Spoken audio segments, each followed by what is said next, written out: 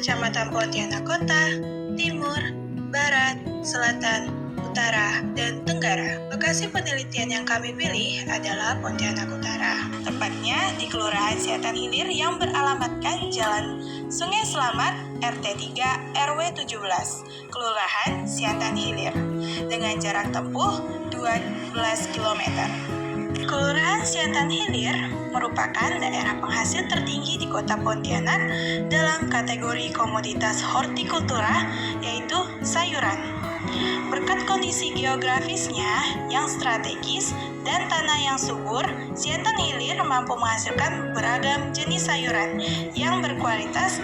Di Jalan Sungai Selamat, tepatnya di Gang Karya Tani, terdapat dua kelompok tani, yaitu kelompok tani Slamet Jaya Tani dan kelompok tani Katulistiwa. Namun, kelompok kami hanya memilih satu kelompok tani saja, yaitu kelompok tani Katulistiwa.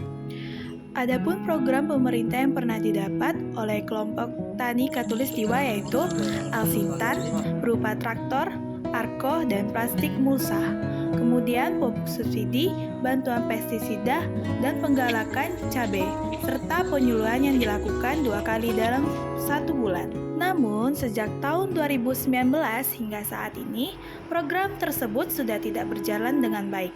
Hal ini merupakan dampak dari COVID-19, seperti penyuluhan yang tidak berjalan lagi, alsintan traktor yang diperoleh sudah tidak dapat digunakan dan tidak diperbaiki oleh petani, subsidi pupuk yang semakin berkurang, dan ketidakmerataan subsidi yang diperoleh oleh petani. Permasalahan yang ada yaitu 1. Tidak adanya saluran irigasi yang baik, menyebabkan ketika hujan lebat area lahan tergenang air sehingga keadaan ini menyebabkan kegagalan dalam proses produksi pertanian. 2. Bantuan pestisida dan pupuk yang tidak sesuai atau cocok dengan kondisi lahan.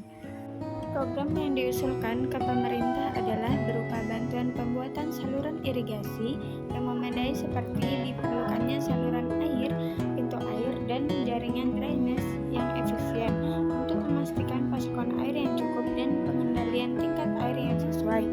Contoh pembuatan saluran irigasi di lahan pertanian hortikultura ialah embung atau tandon air, merupakan waduk berukuran mikro di lahan pertanian atau small farm reservoir yang dibangun untuk menampung kelebihan air hujan di musim hujan.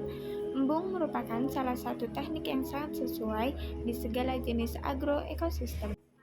Selain program tersebut yang diharapkan, kami merekomendasikan bagi petani agar melakukan pertanian yang smart farming. Smart farming yang dimaksud di sini bukan menggunakan alat canggih dan modern yang ada, namun memanfaatkan apa yang dimiliki oleh petani dengan sebaik mungkin. Dalam pembukaan lahan pertanian, hal awal yang penting dilakukan adalah membuat pola tanaman yang benar sekaligus pembuatan irigasi secara manual dengan pola yang sesuai. Contoh pemanfaatan lahan pertanian yang menghasilkan keuntungan besar adalah menanam dengan pola atau metode tumpang sari. Contohnya tanaman alpukat dengan jeruk purut. Hal ini didasari dengan pemikiran bahwa bagaimana petani dapat merawat tanaman tanpa mengeluarkan biaya yang lebih besar lagi.